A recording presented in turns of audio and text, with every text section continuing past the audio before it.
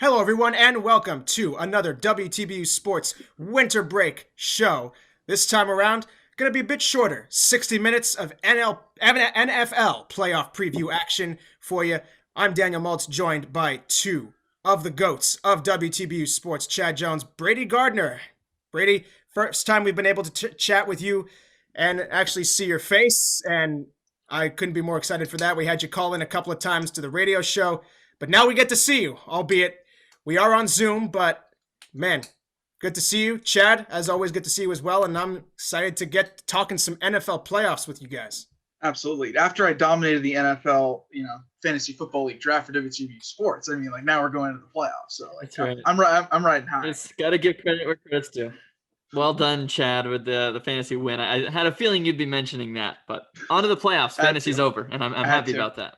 I still don't know how you ended up with Kamara and Jones, and that's all I'll say. Well, it's a busy weekend coming up here in the National Football League with 6 games, 3 games tomorrow, Saturday, January the 9th, and 3 more Sunday, January the 10th. And we thought we'd take today to break down all 6 matchups for you guys and give you everything that we think you need to know heading into this weekend. Well, let's start with tomorrow's games, and we'll go game by game. So at the 1 o'clock hour, tomorrow, we have the Buffalo Bills, AFC East champions, taking on the AFC South champion Indianapolis Colts. And I think, personally, this is going to be a shootout. I think it's going to be a shootout. The Buffalo Bills could not be flying higher than after what they did to the Miami Dolphins in Week 17. Josh Allen and that offense seemed to be clicking like we didn't think was possible. And it was really a cementing win to show that he actually is developing quite well as a passer. Interesting. You think it's going to be high scoring. I would go the other way. I think these are 2 really strong defenses.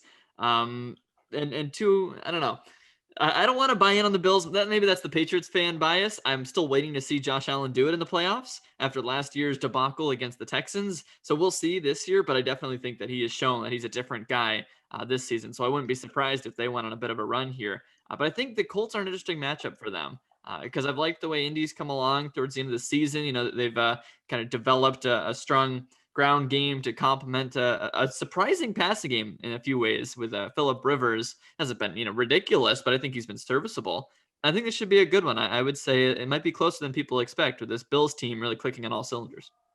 This game is all about the Bills to me. I like how the Colts came along this year because at the start of the year, Phillip Rivers looked like he was beyond cooked. They ended up getting a really good running game at the start or the end of the year, really, for the most part. And Rivers was able to make some throws to win some games against some pretty good teams. In a relatively tough division now with the AFC South, they had to deal with the Titans twice. They handled them in Tennessee. But overall, this is about the Bills. Can the Bills finally actually produce in the playoffs with Josh Allen? Because this year, he was phenomenal pretty much the entire year. He went through a little bit of a stretch in October. He wasn't the best, but it was still overall a very, very good year for Josh Allen. And I know it surprised me and Multz this year because we were pretty harsh on him during the summer. I don't know if the Bills are going to be able to win with Josh Allen. He makes so many dumb mistakes. He has no touch. But this year, he proved us wrong with that, increased his percentage in passing by 10%.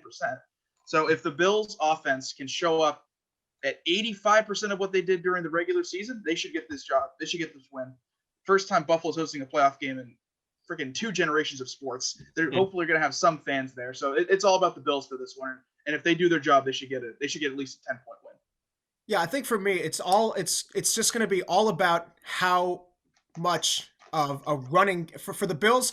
If their offense wants to click as well as it has all season long, for me, it's going to be they're going to have to get some semblance of a running game going. We know what Josh Allen has done this season in the passing game with Stephon Diggs and Cole Beasley and his roulette of tight ends that always somehow seem to find a way to get open in the end zone.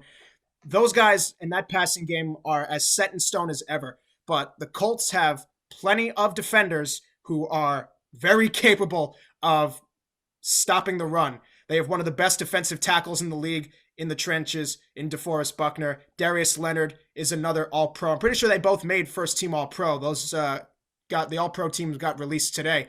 So for me, if the Bills can get just enough of a running game going where the Colts don't have to focus on just defending the pass every single time, and if the Bills' offense isn't too one-noted, then I think they've got this in the bag. And also, if the Bills like get off to that just rolling start, they're a little bit like the Chiefs, honestly. When they get going, they just roll for like just 5-6 drives in a row where they're just going to put up like 80 yards. Yeah. If they can go through like a slog and they can get stopped for a couple drives, but like overall they could score just in bunches. So if they get off to a hot start, it might be all she wrote for the Colts. Yeah, and the Colts have had trouble with that too. I look back just a couple of weeks ago, that game against the Steelers, where it felt like it was all Colts, and the next thing you know, Pittsburgh runs up a couple touchdowns in a row. Indianapolis can't do anything about it. So I think if, like you say, the Bills get off to a hot start and the offense is just going the way that it has really all season, I think it could be a real uphill climb for the Colts. So I would definitely lean Bills here, but I do give a slight outside chance to the Colts. And playing with some fans, I wonder how that's going to have an impact. Like, I know there's not going to be a whole lot there, but the Bills have to get some juice going. Having the first like really good team since like Jim Kelly, having some Bills Mafia there, so he's got to get the blood flowing a little bit. Yeah, I would think so. I think especially for all these players, and they talk about it all the time, and it totally makes sense to me that so much of what drives them to kick it into that extra gear and go to that 110% level is having fans in the stadium riling them up and cheering them on. And I think any chance these players have had this season to play with fans, whether they've been rooting for them or against them, it makes the playing experience more intense, which is what these players want. So yeah, if the Bills get to have fans there, even if there are some Indy fans there, I'm sure there's going to be mostly Buffalo fans, but I think it's going to help every single person on that field who wants this to be more competitive than ever. But I think clearly we agree that this is definitely a good game. Can the Bills prove how good they are? Can the Colts put up a good enough fight to keep with them and maybe win it? And that's what we got to see there. Add another tough playoff loss to Phillip Rivers' career. That's a rough one. I don't think it's nearly as rough as 2018 it was when the Chargers were 12-4, and he's had some bad ones against Brady for sure. He's had some bad ones against the Patriots. He's had plenty of bad ones. Let's move on to the middle game of this Saturday action in the NFL wildcard round. At 4:40 p.m., the Seattle Seahawks, winners of the NFC West, will take on one of the three wildcard teams, their arch division rival, the Los Angeles Rams. Now, this game, I think, is going to be the opposite. I think this game is going to be one where the better defense is going to result in the winning team. What we saw between these two teams over the course of their two games is it wasn't exactly the prettiest of football sometimes. And that's really what I think how you can say it. The Seahawks got the victory 20-9 in week 16 a couple of weeks ago. And earlier on in the season, the Rams got the 23-16 win. So neither of them were enormous blowouts or slugfests. But for me, the Seahawks defense, as not even shaky, but just straight up awful it was for probably the first 2/3 of the season. They have started to turn things on as the season has closed down, and we know what the Rams defense can do. They have probably a top 3 pass rush in the National Football League. They have probably also a top 3 secondary in the National Football League. And you're putting up Russell Wilson with Tyler Lockett, DK Metcalf, and all the rest of those weapons, one of the best deep ball throwers with one of the best receiving cores against one of the best defenses. We've seen this before. We've already seen it 2 times this year. And I would say with certainty, this is not going to be a high-scoring game. Yeah, I think this might be the most interesting game, honestly, of the whole weekend because these two teams played such competitive games twice. Wilson, throughout the last few years of his career, for whatever reason, even when the Rams were pretty bad, has always had problems with the Rams. It's probably just since they've got Aaron Donald, honestly, and the offensive line for the Seahawks hasn't been as good since their first couple times getting into the Super Bowl. But they were able to shut down Metcalf this year twice. He was held to under 100 yards total. In both games, he got like 60 yards. So it's like they totally shut down the passing game. Russell Wilson was sacked a whole lot, which has been a problem for them for years up in Seattle.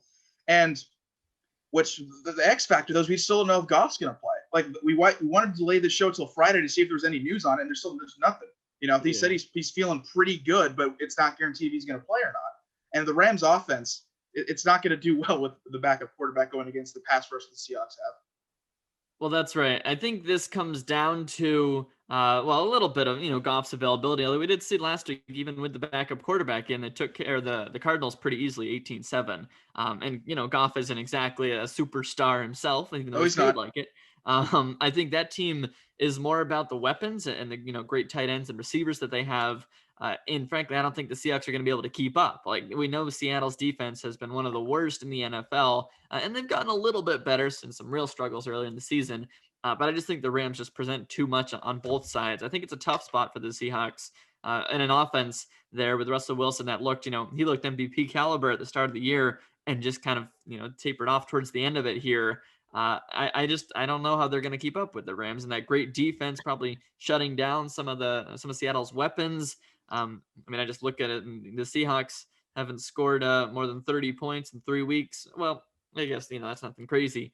But they've had losses to teams like the Giants and, one possession win over the Eagles, who weren't great. Or you just go back. I think the Seahawks have been a little bit of a fake team here down the stretch. And I think the Rams should expose that this Sunday or Saturday. Yeah. That's what everybody's been saying about the Seahawks. The last couple of years, really ever since the Legion of Boom broke up, every single season, people have been saying, we can't judge the Seahawks. We have no idea what to expect from this team. We don't think they're going to be good. All the signs point to them starting to decline, and yet they never do. And they always get into the playoffs, and whether it be by sheer will, skill, or a lot of luck, they always seem to at least rally off one playoff win every time they make it to the postseason.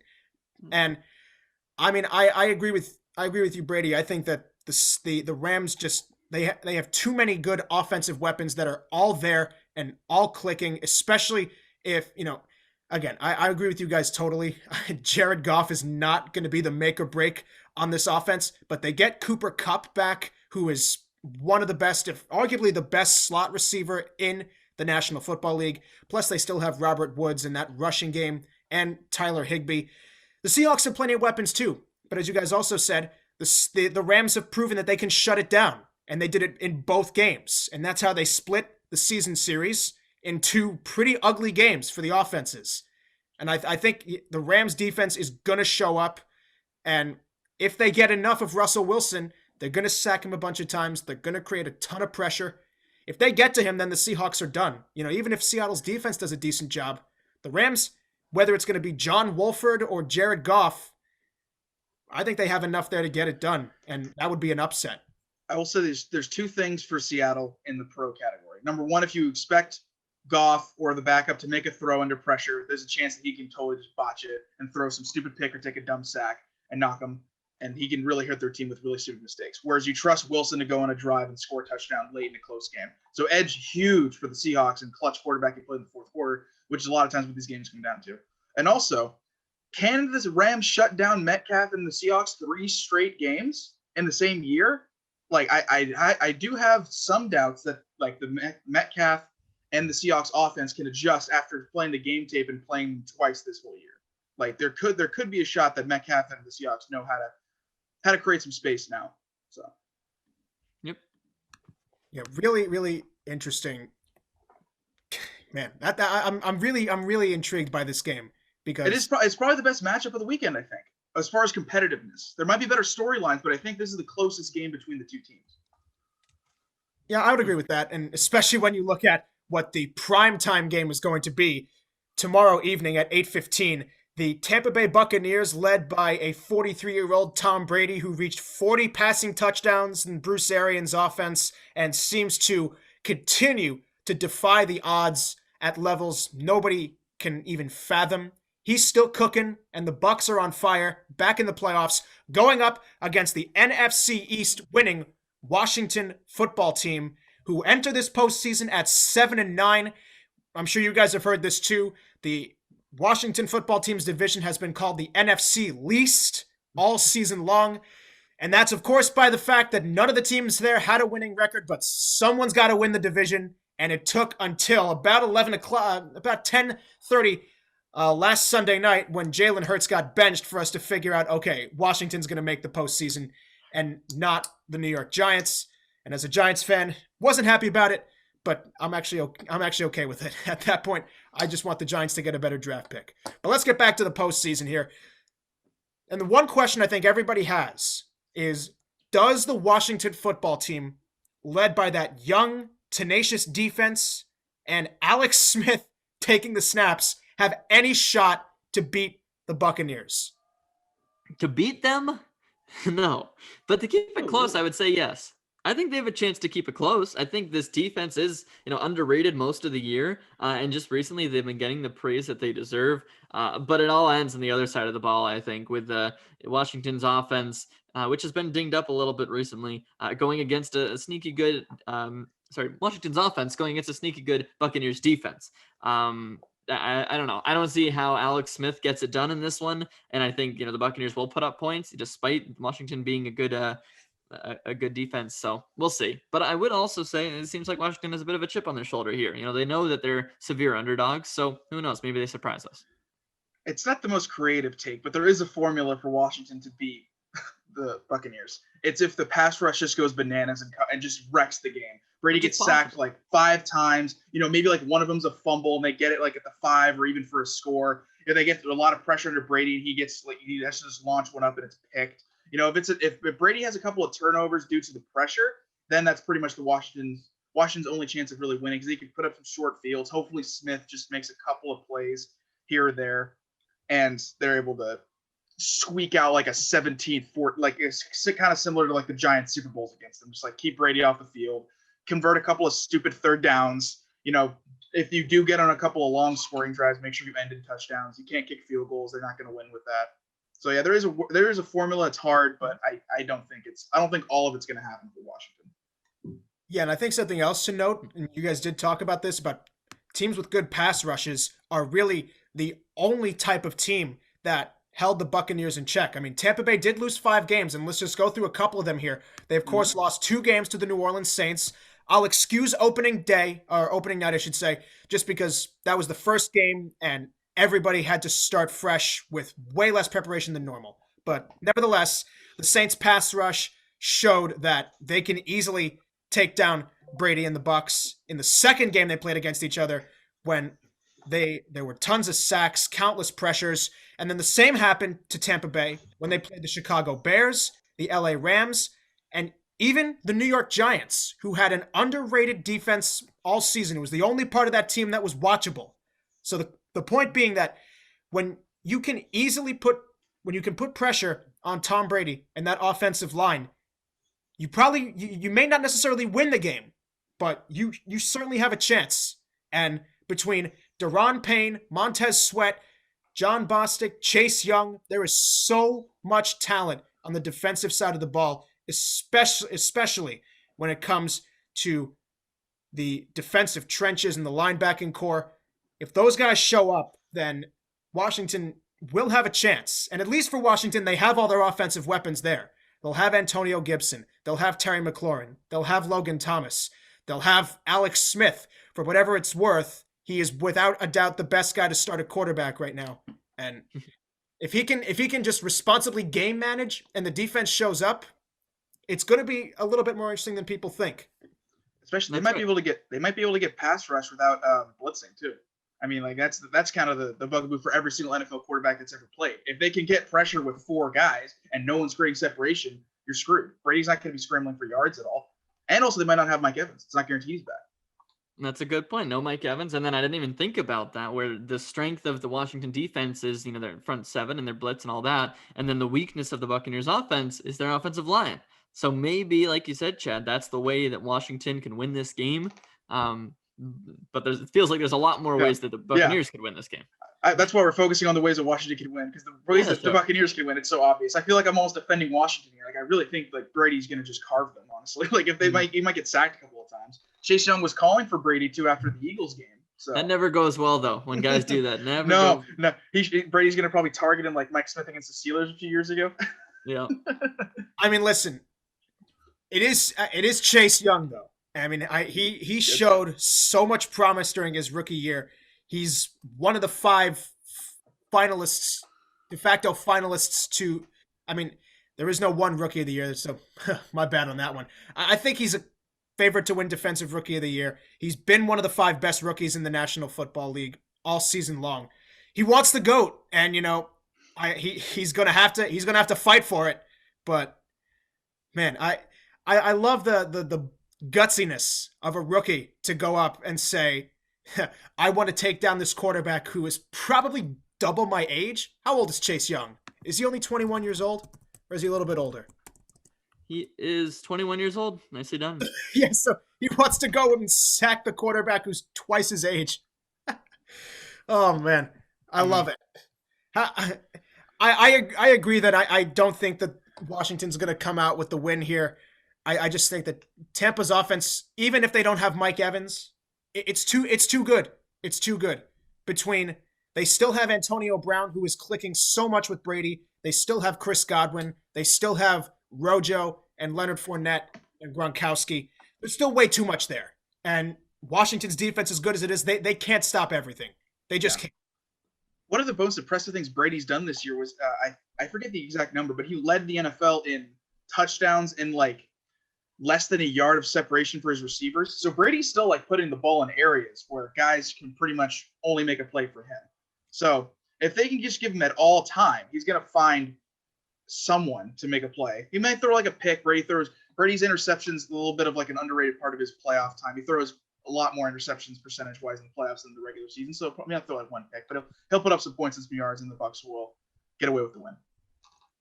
Yeah, as long as the Buccaneers defense looks like it did in the first half of the season and Brady does enough stuff right, nobody's going to care if he throws one pick. And he threw 12 this year. So that averages out to almost one per game, but throwing one. Throw a lot of picks. Yeah. Throw a lot of picks in Arians' offense. Yeah, but that's the Bruce Arians way. He didn't throw 30 like a quarterback on the Saints, but Bruce Arians' passing offense is all about aggressiveness, and Brady loves the aggressiveness, especially when you have playmakers like what he has down there. So I wouldn't worry about it, and I think it might be close, but I think we all agree here that while it's a lot tougher to decide who's going to take the first two games tomorrow, Tampa's got to get this one. This Agreed. will be the upset of the. Yep. I think this would be one of two candidates for the upset of the postseason if Washington wins this game. And we're going to cover the other one a little bit later on here. It's the last game we'll talk about in this preview. So let's move on now. So that's Saturday's slate of games.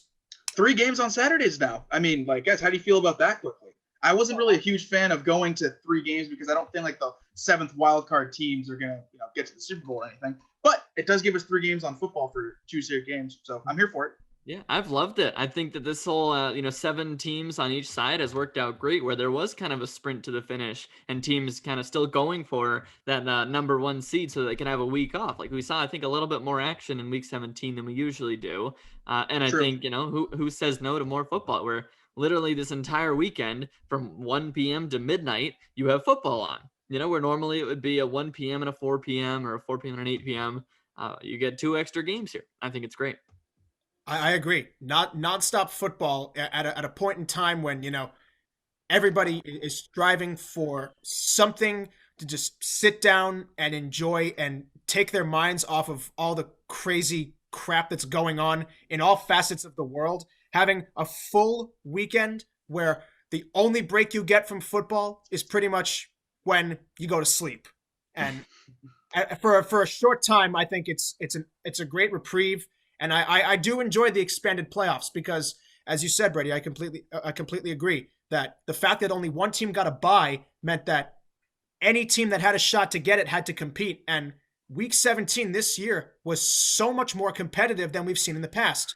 Not just because there were still, at least in the NFC, 3 teams fighting for a shot at the number 1 seed, but in both conferences, there were still 2 or 3 teams that were fighting for a playoff spot in the last week of the year. And the fact that there were a lot of games where at least one team involved had a lot to play for, it made for great football. And I hope that translates to the postseason. The Chiefs sat their quarterback, the Steelers sat their quarterback, and that was pretty much it. No one else from the NFC could, and it was good. Everybody else played. Right. Yeah, and I mean, I completely support those decisions. I mean, the Chiefs had the number 1 seed, and at the end of the day, going 14-2 versus 15-1 doesn't mean anything. That might come back to bite them a little bit. That is 2 weeks without their guys playing. There's not a great track record of that happening. Would have maybe liked to see Mahomes take at least like a quarter and just hand the ball off 12 times just to get an in-game rhythm. So we'll see if the Chiefs have a little bit of a rust a couple weeks from now. I'm worried less about the Chiefs than I would be about the Steelers sitting Roethlisberger even for a week, because as we saw, and we'll get into this a little bit more when we get to the Browns Steelers towards the end of our little show here. But my one quick point right now is that Roethlisberger and the Steelers offense trended in the wrong direction for a lot of the end of the season. Whereas the Chiefs, I mean, they didn't play great, but you're going to have more faith in Mahomes and his weapons. For sure. Than you are in a much older, much less stable Big Ben and his weapons. But again, more on the Steelers a little bit later. We've got 2 games to get through on the Sunday slate before we get to that night game between Cleveland and Pittsburgh. Let's start with Sunday, with the 1:05 game. The Baltimore Ravens managing to sneak into the playoffs at 10-6, set to take on the AFC South, champion Tennessee Titans. And this is so perfect. This is so perfect because this is a chance for, the Ravens were also 11-5, my mistake.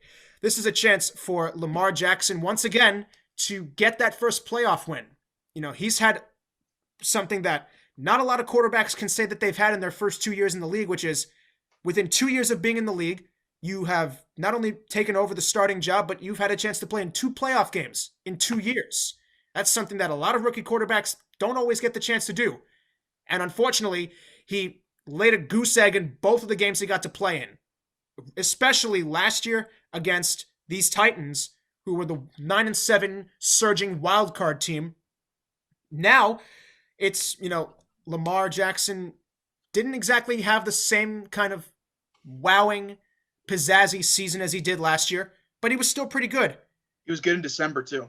Yeah. He was great in December, and this is going to be a matchup of whose rushing offense can do more. We know exactly what Tennessee's going to do. They're going to feed Derrick Henry, and they're going to feed him a lot. They've still got plenty of passing weapons to throw to. So does Lamar Jackson. But both of these teams realized many times throughout the year that their strength is their running game, and when they can exploit the weaknesses of their opposing defenses and use that ground game successfully, you're not stopping them. Yeah, you said that the Rams-Seahawks game was the game of the week. I think this is. I think this game is just going to be crazy to watch. Last year we had the big upset, and it was one of the games of the playoffs just by the kind of surprise of it, where the MVP, Lamar Jackson, top seed too, right?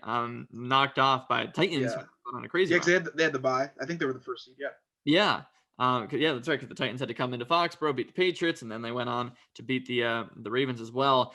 So I think this just has all the storylines you want, where it's a rematch of last year.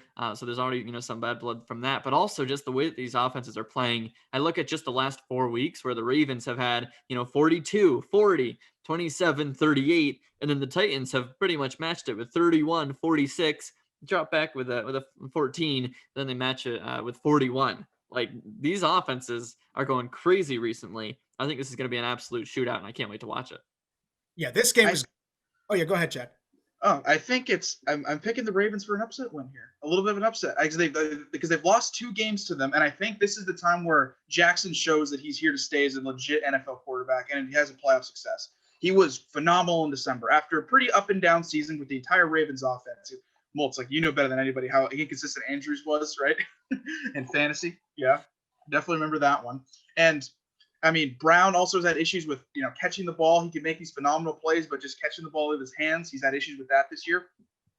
But the Ravens' ground game is just unbelievable. Not with just Jackson, but their running backs, Edwards, Boykin, are just unbelievable.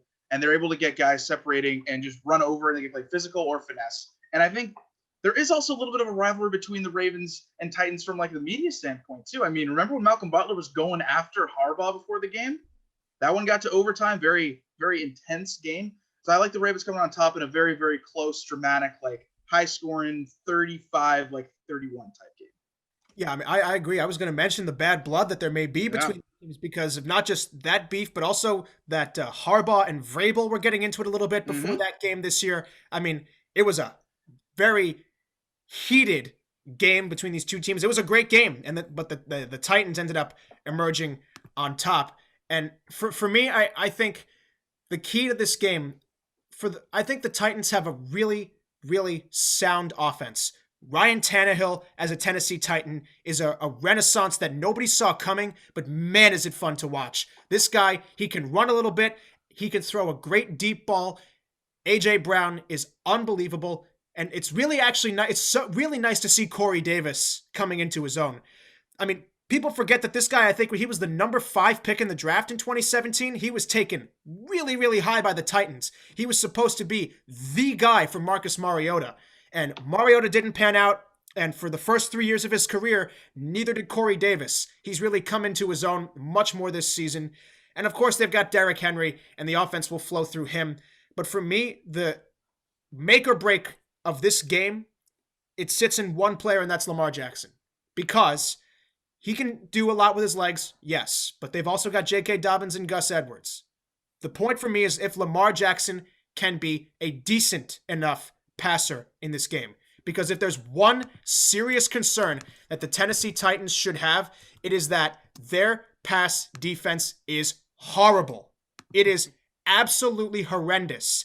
They surrendered 38 points to the Houston Texans in Week 17. And I get it. It's Deshaun Watson, who is a top 3 quarterback in the NFL, wasting away on a team with no future. But he did not have a really great slate of weapons to throw it to in that game. And yet, he passed for 3 touchdowns and 365 yards. Brandon Cooks went absolutely off on them, as he does as such a deep threat guy. But then you had guys like Kiki QT and Pharaoh Brown just carving up the Titans secondary. So if Lamar Jackson with Miles Boykin, Devin Duvernay, Mark Andrews, Hollywood Brown, if he can get those guys to take advantage of the Titans secondary, then you're not stopping them. Then you're not going to stop the Ravens. I think, Chad, if you want that upset, then I think it's all about how much Lamar Jackson exploits this awful Titans secondary. And there's one thing about the Titans offense. The Ravens need to control the middle of the field. Normally you think about red zones being important, but the Titans are just so sick in the red zone. They might have the second best red. Honestly, other than the Chiefs, I think they're the best red zone offense in the NFL. Because Tannehill can run with that stupid play that you literally can't prepare for because you have to sell out for Henry on the play fake. That he's going to be able to run around the pile every single time and score if they want it. The passing in the red zone is unbelievable with the weapons you mentioned earlier, Multz. Tannehill's had a much better year passing consistently for a whole 16 games, which is something he'd never done before. And of course, Henry's the best running back in the NFL. So if the Ravens need to just keep him out of the red zone because they're going to go on a bunch of scoring drafts. They're going to finish with 6. They're not walking away with field goals in the red zone. Yeah, for me, I just stop at, like, we saw this last year where, Lamar Jackson, MVP, like, he does it all himself. He is, their best weapon, and it didn't work. They couldn't keep doing that, and they got into a hole because the Titans are a little bit more balanced, and they can just let Derrick Henry, just run all over. And so once the Ravens were down by a couple scores, they tried to become, Lamar Jackson the passer, and it didn't work. So, they're going to have to find a difference this year. And I guess, they've put up the points here, so they found a way to do it. But I'm still not totally sold on those Ravens weapons for Lamar to throw to. I think the Titans just blow them out of the water in that category. I agree. This was something that, Chad and I on the radio show, and when we had some other friends on to talk, I mean, everything we said about the Ravens, especially really for the entire time we were doing the show in person till mid-November. Because as you said, they had a great December, and that's completely true. But for the 10 or 11 weeks before that, the main talking point with the Ravens offense was that Lamar is taking steps back as a passer, and the guys he's throwing to are just not stepping up and trying and helping him out. When the quarterback is struggling a little bit, the playmakers have to do a little bit more to make plays, and that didn't happen. So, yeah, the Ravens' weapons are, especially in the passing game, are infinitely less trustworthy than those of the Tennessee Titans. And obviously, it's an if game here. But if Jackson can get off to a good start in the passing game, establish it, and show the Titans that he's not going to be throwing terrible passes and throwing it all over the place, then they have a chance. But so it sounds like you guys are riding with the Titans, it sounds like. If you had to pick, are you going with Titans? Oh, yeah. I am too. I just think that cool. I think Tennessee's defense is horrible. I said it about the secondary. I think in general, they spent a lot of money on guys for that front seven. Remember they signed Vic Beasley and Jadeveon Clowney, and neither of them are there right now? So they've spent millions on playmakers who are not there. Their defense is atrocious. But I just don't know how much we can trust Lamar Jackson and the Ravens to take advantage of it. And that's why I agree with Brady. I'm rolling with the Titans. Their offense is so much more sound. They have a much more polished quarterback. And that might be enough. All right. Let's get moving to the afternoon game of this Sunday action. The Chicago Bears sneaking into the playoffs by the skin of their teeth. Backing in like you read about. Taking on the 12-4 NFC South champion New Orleans Saints. Now, I mean, I don't know what to say here. I think if for the two teams in the NFC that are really just happy to be there, the Bears and the Washington football team, if I had to make an NFC playoff team power rankings, I'm putting the Bears below the Washington football team. I think the Chicago Bears are the least qualified team to be here. I just don't understand how anybody can put even an ounce, 100th of an ounce of faith in Mitchell Trubisky to win a playoff game. I will give the Bears offense one huge piece of credit. David Montgomery, towards the end of the season, he came alive. And that's an understatement. That running back they've got there, he is something. And we all started to doubt that as the season kicked off because the Bears offense was flatter than flat. Montgomery was supposed to be the beating heart of the offense, and he wasn't. And he has kicked it into high gear towards the end of the season. Just these are some of the numbers that he's had over the last 4 or 5 games. He had 103 yards in week 11 against the Green Bay Packers. Then against the Lions, he had I believe 100 total yards between passing and receiving. Then he had 113 yards against the Texans on the ground. Then he played Minnesota, 146 and 2 touchdowns.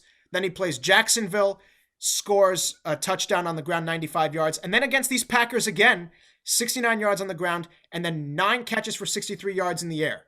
That offense is going to center around David Montgomery. Just the question is, the front seven of the New Orleans Saints is absolutely lethal if they have all their weapons there. And if they can shut down David Montgomery, who is, the check down option and just the straight ground game, the Chicago Bears have not much else to ride on. Trubisky can complete a pass here or there, but how can you have any faith in him? I know that the Bears defense will do a lot to shut down Drew Brees and company, but one thing I would note, and I thought I heard something about this, that their star middle linebacker, Roquan Smith, is not it might not be able to play in that game. They're holding out hope that he can play, but he's questionable to play in that game. And if Roquan Smith can't play, he's kind of becoming the Luke Kuechly of this defense. That stud middle linebacker who can do just about anything in the defense. If they don't have him, that's going to be a problem. And the Bears are going to need to have their defense carry them to a win here. Offensively, they're not going to have a chance. They're my least favorite NFC playoff team. I think they have no shot here. What do you guys think? Yeah, I'm with you too. I think, the Bears were kind of fun to watch towards the end here, especially because David Montgomery is on my fantasy team. But against who, right? Like you got smacked by the Packers in week 17. And then before that, you beat the Jaguars, Vikings, Texans, and Lions. Like, yay, I guess. It just feels like such a fake run that they've been on. And the results were there. And yes, they got into the postseason, which is a success, especially with the quarterback play that they've had this year. But I just don't think they stand a chance against the Saints. Although they did play them earlier this season and only lost in overtime way back in week 8. That was one of the worst games of this NFL season. The Bears offense was just so atrocious at points in that game. I don't know how they managed 23 points, but they somehow scored that. The one thing I would say for the Bears is it's more of an anti-Saints thing. Drew Brees has had some issues in the postseason, especially recently. With that pass rush and his inability to throw the ball downfield consistently, I wouldn't be surprised if he gets sacked a couple of times, maybe one fumble, a couple of dump picks, kind of similar to what we talked about with Brady in the Washington's pass rush.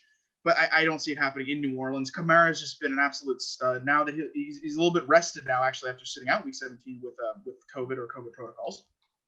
So he should be ready to go. They're playing in New Orleans. That game was close in Chicago. Now, granted, Nick Foles was there. Nick Foles just sucked in that game. Trubisky will probably play better than that. You did have a fine stretch in December against competition, like you said, Brady. But I find it hard to believe that the Bears go into New Orleans to get this win over the Saints. I mean, I agree with you guys, but you also brought it up. It's the New Orleans Saints in the playoffs. And unfortunately, as we have seen, anything is possible, unfortunately. We've seen the Saints lay a goose egg dropped the ball in the wackiest and wildest of ways in the playoffs over the last 3 or 4 years. And I hope we don't see that again, because the real truth is that I think because we've now seen an incredibly notable drop in his arm strength, plus the injury he took this year where he broke 11 ribs, I really think Drew Brees is going to hang up the cleats at the end of this year. And if that's true, this is New Orleans' last guaranteed shot to contend for that second Super Bowl. We don't know who they're going to have as their starting quarterback next year. I think it's very unlikely that it's Brees. I think it's very unlikely that it's Taysom Hill. And I also think it's very unlikely that it's Jameis Winston. That uncertainty is going to create some edginess in that organization, especially if they don't get it here. And I agree with you guys about that. The Bears defense, it's the only hope, because if you can really pressure Drew Brees and make it such that those short passes don't result in any gain, they can't move the chains enough, he's not going to throw a lot of deep balls. I don't think either of their running backs are going to break off for a ton of big runs. They didn't do that too many times this year, and against the Bears, I still don't think that that's going to happen. I don't know. Multz, to your point, though, Brees has been linked to already signing a contract with NBC for next year, NBC Sports. Now that hasn't been confirmed by him. It's been rumored that it's even more likely he's going to be gone if that's the case. Because after the rib injury, Barber and announced his retirement in the middle of the season before joining NBC Sports, so I'll give him that. That's true. Brees is much more classy than Barber. but Brees has had some real issues and I think that's honestly kind of an underrated thing about his career. He's had some really, really bad moments in the postseason where it's cost his team's chance to get to the Super Bowl. Like I always mentioned, after that stupid non-pass interference call against the Rams in 2018, they got the ball first in overtime and Brees turned it over. Like no one remembers that really. So Brees has some postseason skeletons to knock out of his closet if he can get the job done and can capture. It's more important to him, I think, to get the second Super Bowl win than Rodgers, because I think Rodgers is ranked higher historically than Brees. If Brees can end away with 2 and he's 2-0 in Super Bowls, he's going to knock up even higher in his legacy. Yeah, if I were to root for a team here in this postseason, it would be the Saints, because I think Drew Brees does deserve one more. They've been a great team over really a decade plus, and they just haven't had the postseason success. So maybe that's just a sign of a loser there. But I don't know. I think he deserves one more run here. And like you said, it does feel like he's really kind of out of gas here. This is the end of the career. So you'd like to see him go out with a bang. It is interesting, too, kind of the wide receiver conversation in this game. Michael Thomas is back in practice, so maybe he'll actually show up for the first time this year. And then Allen Robinson didn't practice yesterday for the Bears, which could just be devastating to an already bad offense. Yeah, no Allen Robinson would decimate whatever they have in that passing game. Because, Anthony Miller and Darnell Mooney and Cole Kmet, they'll make a play or two here, but Allen Robinson is your number one receiver. He is your go-to guy. He's got to be that guy who can make the plays that other guys on the field can't. And I mean, honestly, Michael Thomas is supposed to be that for the Saints, but the Saints have gotten by just fine without him. The Bears would not get by without Allen Robinson. They wouldn't. They need Thomas back if they want to go on a deep Super Bowl run, though. Regular season success, you can have it with Kamara carrying, most of the load. They're going to need Thomas for the postseason if Brees wants to host Lombardi for the second time. Plus, I mean, I really want to see Marshawn Lattimore and Allen Robinson duke it out for an entire 60 minutes in the passing game. You're talking about one of the best wide receivers in the league against one of the best cornerbacks in the league. It's one of those underrated matchups that, it's just like when the Rams play the Seahawks for the third time this year. We're going to see Jalen Ramsey and DK Metcalf face off against each other for pretty much the whole game.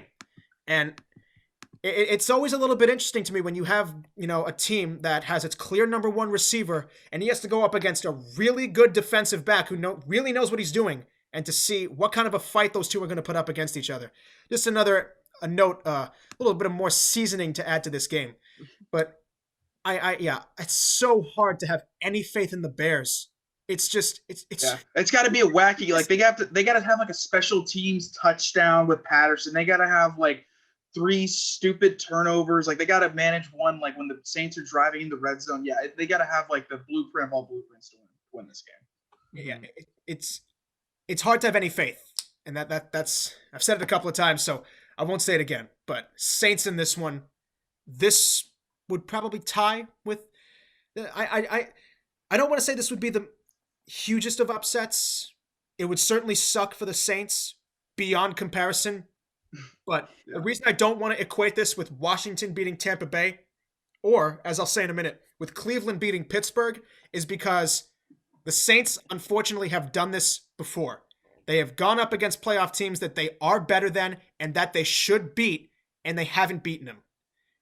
And just by virtue of the fact that we've seen this before with a Saints team that is a lot of the same players that have been here for these recent playoff losses, the chances for the Bears are not zero, but they are not that much greater than zero. Case Keenum, Jared Goff, and Kirk Cousins have beaten them the last 3 postseasons. All right. I don't want to equate Kirk Cousins with Goff and Keenum because... No, I know, but it's just the last 3. It is the last 3. Despite the fact that the Vikings don't really win that much with Kirk Cousins, he is still a very good quarterback. Just facts. The last 3, Cousins is definitely the better of those 3. But last 3 quarterbacks to beat them in the postseason, they're not exactly lighting the world on fire. No. Now we have to see if Mitchell Trubisky can keep that up and make it 4 years in a row of crazy playoff losses for the Saints. That'd be pretty wild. Finally here, one more game to go, and then we're just about ready to wrap up this playoff preview show here at WTBU Sports. The Cleveland Browns, 10-6. They are back in the playoffs for the first time since 2002. This is what the city of Cleveland has been needing for 21 years since they got this expansion franchise. Since the team came back, this team has needed a chance for playoff success. And despite what you want to say about this team, how inconsistent it is as an offense, or the fact that they had a negative point differential, I say that really stems from 2 blowout losses at the beginning of the year. But this team hung in there. They have made it to the playoffs with 11 wins. I think that's the second time I said a team went 10-6 and they were 11-5. So my mistake again. Another 11-5 team here that did not go 10-6. The Browns are back in the playoffs facing the Pittsburgh Steelers. And that's so good and so bad. Because the last time the Cleveland Browns made the playoffs, they played the Steelers and got shellacked. The Steelers have shellacked the Cleveland Browns quite a few times in the playoffs. For about 50 years now, they've been shellacking them. Pretty much. And the Browns are going to have to head into this playoff game without head coach Kevin Stefanski. He's the one who calls the plays. He's in COVID quarantining protocols, so he may not be there. I think it's pretty likely at this point that the Browns have had no further negative tests, so their game is got the green light. But Kevin Stefanski probably won't be able to do any of the play calling. And how much of an impact will that have on what Baker Mayfield and company are going to be able to do against a Steelers defense that is scary? That defense is frighteningly good, led by TJ Watt, and with tons of other playmakers there. Man, if that Steelers defense holds its own, sorry, Cleveland fans, it's not looking good. Yeah, the Stefanski loss really changes it for me here because I was all in on the Browns, really. I think that they've had more impressive performances than the Steelers towards the end of the season. The Steelers did go 11-0, obviously, but people are always questioning, are they really, that good of a team to have that record? And then they had a couple, performances at the end. They were like, wow, this team isn't nearly what we thought they were. So I was ready to roll with the Browns here, but you look at Stefanski not being there, and you think, is Baker Mayfield the kind of quarterback who's there at the line and assessing everything and audibling if he needs to? Or is he the kind of quarterback who the coach is probably in his ear telling him absolutely everything before the snap? I would lean towards the latter. I just don't know if this Browns team, which is in its first playoff game in 2 decades, right? Are they capable of doing this without the head coach that has helped them turn it all around? And unfortunately, I'd probably say no. Another upset pick. I'm going with the Browns. All in on them. Really? 2 running backs. They can go against the Steelers pass rush because they won't rely on Mayfield to throw the ball 40, 45 times. They better. And also, yes, if they have that, they'll probably come up short in the end for sure. But I hate where the Steelers offense has went the last 6 weeks. They've been atrocious. The running game has just basically been non-existent. When Connor went down in, what was that, like November, October, they really never recovered running the ball. Their Steelers offense, their receivers drop balls at a rate that's pretty bad. Smith-Schuster's now going off on the Browns also, so they want to get in the media stuff. He's saying that, they're the same old Browns. He's saying to the media, like, I don't know about this one, man. I don't know. I'm okay with you saying it, but he could also drop 3 balls and get lit up like they did against the Bengals on Monday Night Football when he was dancing on their logo. I'm always a little concerned with the Steelers going into a playoff game. I'm not sure exactly where Tomlin has their heads going in. They sometimes play down to their competition. They've been doing that basically since Tomlin's taken over as head coach. And I think the Browns are going to be really fired up for it. They've played them recently. They had a solid game against – I know it was without Roethlisberger. Roethlisberger sucked in December anyway. It's probably better to have him take a day off anyway. And I'm all in on the Browns. I think Mayfield had a really, really good year, especially after they got rid of their blowouts loss to the Steelers and Ravens in September. And I think they're ready to roll. I think they're all ready to go for this postseason run. Mayfield, I think, will have a pretty good game. Without fancy calling plays, that'll definitely have an impact. But I like the Browns running attack first. They get off to a good start. The Steelers are not – I don't think they're going to be able to come back against the Browns. Yeah, I agree with you, Chad. I think that the Pittsburgh Steelers' biggest downfall, and I think this is the number one reason that they went 1-4 to close out the season, was 2-3 to close out the season. The reason that I think that 1-4. Oh my goodness, I'm going crazy here. The reason that they struggled so much at the end of the season was because their offense was so one-noted. Big Ben was being asked to throw the ball 40 or 50 times, and let's just face the facts here. He is not the Big Ben that led the league in passing yards even just 2 years ago. He's not that guy anymore. And asking him to throw the ball that many times and have, that much of the offense centered around him, it just doesn't work. And you brought up James Conner, and I think it's just so noteworthy here that James Conner has not, even when, he was back for a little while, he was not the focal point of this offense. In week 14, against the Buffalo Bills when they lost 26-15. He had 10 carries for 18 yards and didn't get targeted a single time. In week 16 against Indy, they scored 28 points. It had very little to do with James Conner on the ground. He had 5 carries for 21 yards. And then in last week's loss to Cleveland, he had 9 carries for 37 yards.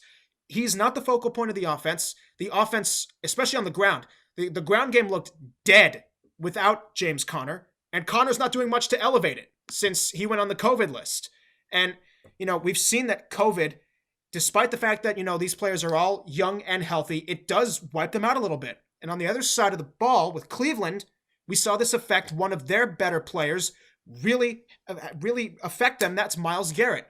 Myles Garrett was a slam dunk defensive player of the year candidate before he got COVID. And when he came back, he really just wasn't the same. He said he was really reeling from the virus. And I think that, the Browns, they can generate some decent pressure there between Myles Garrett, Olivier Vernon, and some of the other guys they got there. But the Steelers have a really good offensive line that is tough to beat. And that's how Ben Roethlisberger was able to get away with what he got away with through the first 11 weeks, was he had so much protection and he threw the ball so quickly that he didn't really have to worry. But I agree with something Brady said earlier, which is that it's really tough to trust the Steelers because, yes, they did get to 11-0, but there were a lot of shaky wins in that 11-0. They beat the Denver Broncos by 5 points in week 2. They beat the Tennessee Titans by 3 points. They beat the Ravens the first time by just 4 points. With Garrett Gilbert, the 4th-string quarterback for the Dallas Cowboys, they beat them by 5 points. Then, the second time they played a decimated Baltimore Ravens team that was reeling with 20-something COVID cases, they beat them by 5. Then, they go on the big skid in the final 5 games. They lose to Washington. They lose to Buffalo. They lose rather convincingly to the Cincinnati Bengals led by Ryan Finley, who has looked horrible every time he stepped on the field. And then, they barely beat the Colts. And then they lose to the Browns. I'm... Chad, you picked the Browns here for the upset, right? I did pick the Browns. I think I'm gonna roll with you on this one because, if the ground game does what it did in week 17, and Baker Mayfield is a game manager and he doesn't make mistakes, and the Browns defense does enough between the secondary and the front 7 and all the other layers to that defense, if they do just enough, it's good enough. I think they're gonna win this game. And we've talked about that soul-crushing pick a few times in these games, especially with the older quarterbacks. Right now, honestly, might be sacrilegious. I think I might be trusting Mayfield to not throw that stupid pick more than Roethlisberger right now. Roethlisberger was so good at the start of the year because he wasn't doing that stupid Big Ben double coverage heave pick. The last 5 games, he was rolling with stupid interceptions and stupid turnovers. So I think if it comes down to a drive, I think I trust Mayfield to go score down 4 with 3.5 minutes to go, then I trust the Steelers to go score in the same situation. Yeah, it's true. You talk about Drew Brees probably being on the last legs of his career. It feels like Big Ben's the same, but more just because of where his head is. He just seems totally checked out, and especially a guy who was on one of the best teams in football, at least record-wise, throughout the entire regular season. He just seemed to have no interest in being there. So and he's been hit with that before, Brady. Like that's followed his career for quite some time now, of being disinterested. Right, so if they go down early here by a couple scores, I wouldn't be surprised if he's packing it in the rest of the way, just throwing it up into triple coverage and seeing what happens, So you could be right on that one. I'm just not sure, not Cincinnati, Cleveland as just a team and an organization, do they have what it takes to overcome the loss of your head coach and other coaching personnel in the middle of the week before your first playoff game in 20 years? And I'm not so sure about that. So just cautiously, I'm going with the Steelers, but I definitely see where you're coming from picking the Browns. The Steelers love playing down their competition, Multz. All those games you showed, they should have won by freaking 3 touchdowns, and they love playing down their competition for whatever reason under Tomlin. Exactly. We talked about this with the Seahawks, that they may be a bit of a fake 12-4 team, still a good team, but maybe not 12-4 good. And I think you can make the case the Pittsburgh Steelers should not have gotten to 12-4. They had very few games where they convincingly beat their opponents. And we have to see. The two storylines in this game are going to be, can Ben Roethlisberger limit the mistakes, not throw it into triple coverage when he's got other receivers who are not being triple covered who can still make plays. They still have 3 good receivers. Claypool, Johnson, Smith-Schuster, and even Eric Ebron became a really nice piece to that offense. They have guys who can make plays. Ben has to just pick the right ones to throw to and be accurate and not throw it 50, 60 times. They've got to get something going with the ground game for the Steelers. And for the Cleveland Browns, Brady, I think you said this, and I agree with you, that the Cleveland Browns just have to not Browns this game. They have to prove that, they have to prove that the 17 years of sheer mediocrity or worse, being the laughingstock of the league, the factory of sadness, they have to prove to the entire National Football League, and especially to their own fans, that that's over. That's over. These Cleveland Browns are legit. We're good now. We've got good coaches, a good quarterback, good players on both sides of the ball. They've got everything to prove, and if they lose this game, it better be close. Because if they get blown out in this game, then that'll be an even bigger punch in the gut than last year. Last year, they sold out all year, but this year, they were good. They made it back to the playoffs. Now it's time to prove to the NFL that the Cleveland Browns of the last 17 years are history, and that they're not here to stay. Man, I absolutely love it. There you have it, folks. That is everything you need to know about the 6 upcoming NFL playoff matchups coming up over the next 48 hours. There's going to be some close games. There's going to be some games where there are clear-cut favorites. Will the close games be close? Will the favorites hold their ground against the teams looking for an upset? All that to come over the next 48 hours. Be sure to check out all 6 of the games. We'd like to thank you very much for listening. Chad Jones, Brady Gardner, thank you both so much for joining. Absolutely a pleasure to talk with you guys. My name is Daniel Multz, and we'd like to thank you all for very much listening. And be sure, as always, to subscribe and give us a follow on all other social media at WTBU Sports. And we'll be sure to talk to you soon.